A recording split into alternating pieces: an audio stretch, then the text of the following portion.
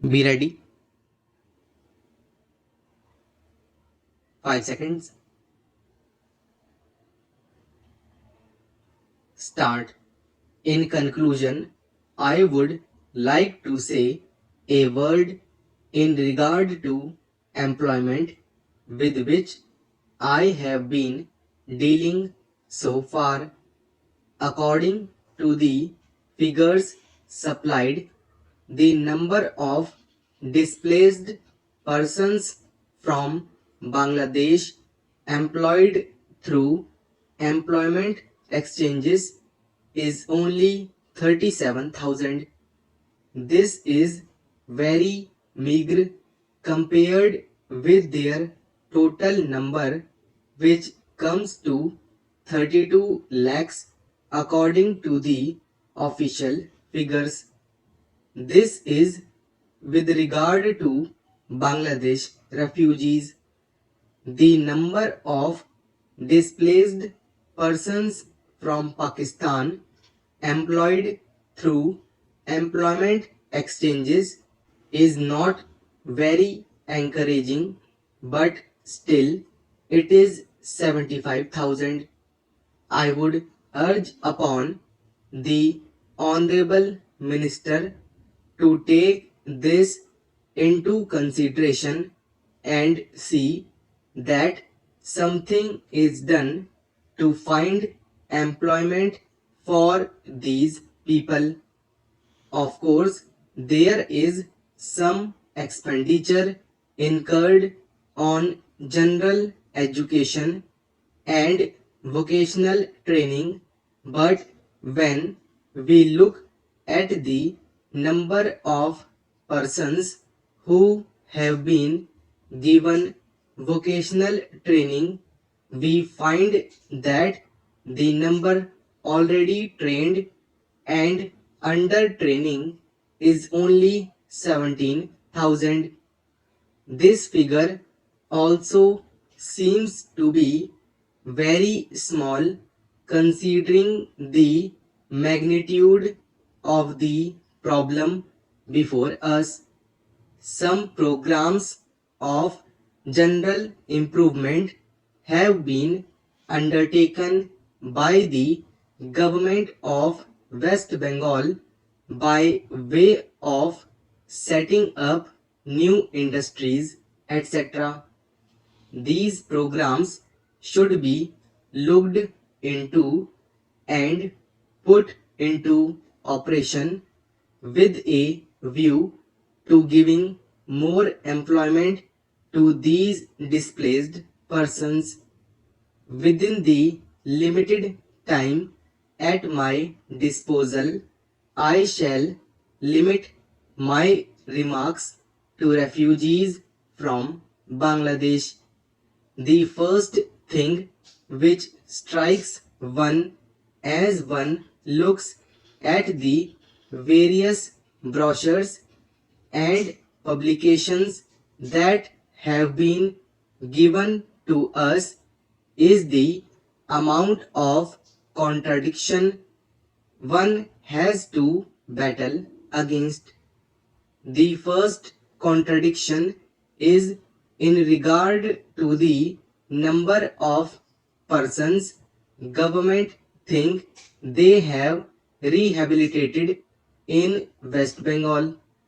Granting that it is difficult to make a final assessment of the number of refugees who have come from Bangladesh, it is still true to say that at least there should be some sort of parity between what the Union Ministry says and what the West Bengal Rehabilitation Ministry says. Only a few days ago, the West Bengal Minister of Rehabilitation said that there are 22 lakhs of refugees who have to be rehabilitated, but the central government's figures are 31 lakhs.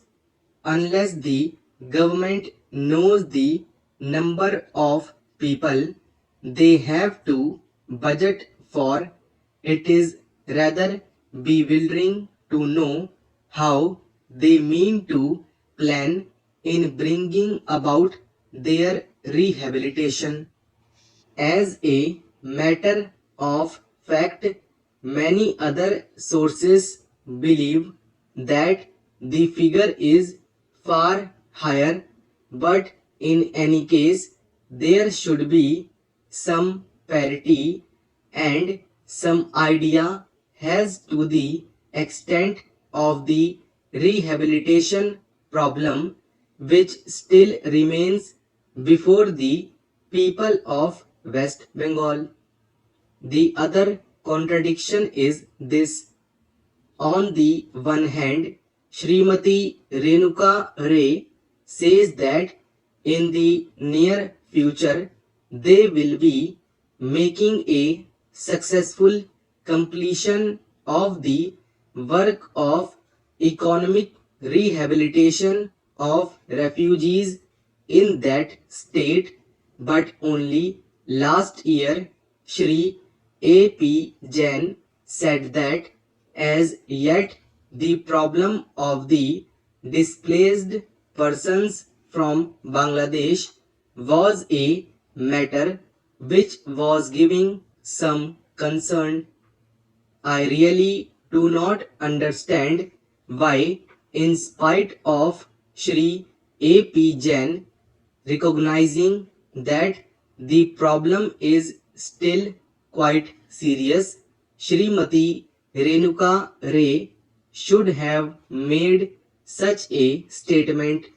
Yet, when we heard the Honorable Finance Minister, we find that there has been a big shortfall in rehabilitation budget.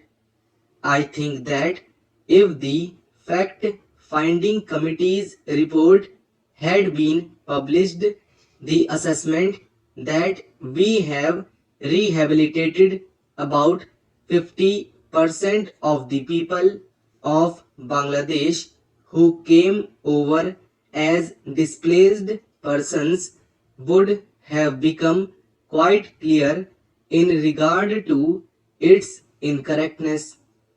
As a matter of fact, when we went round the camps and colonies in West Bengal, we found that as yet not more than 15% of the people have been rehabilitated in the sense that they are able to eke out their subsistence on the poorest levels. It is not more than 15%, and I think the figures of the fact finding committee are still lower. I think this is something that we have to take very seriously and put our minds to and apply all the resources that we have to find out how we will be able to tackle this problem of rehabilitation. Now, coming to the question of relief, I feel that until we are able to give really proper rehabilitation, we cannot withdraw relief. It is no use arguing whether relief leads to lethargy and moral slackness. Unless our rehabilitation policies are fruitful, have we any right to starve the people to death? As a matter of fact, Shri A.P. Jain may know that in West Bengal, the incidence of tuberculosis amongst the refugee population is very high. Only a small percentage of them is catered for by the medical relief given by the Directorate of Rehabilitation. If I am to tell you the tragic fate of the refugees in West Bengal, I would refer you to a report which appeared in February 2004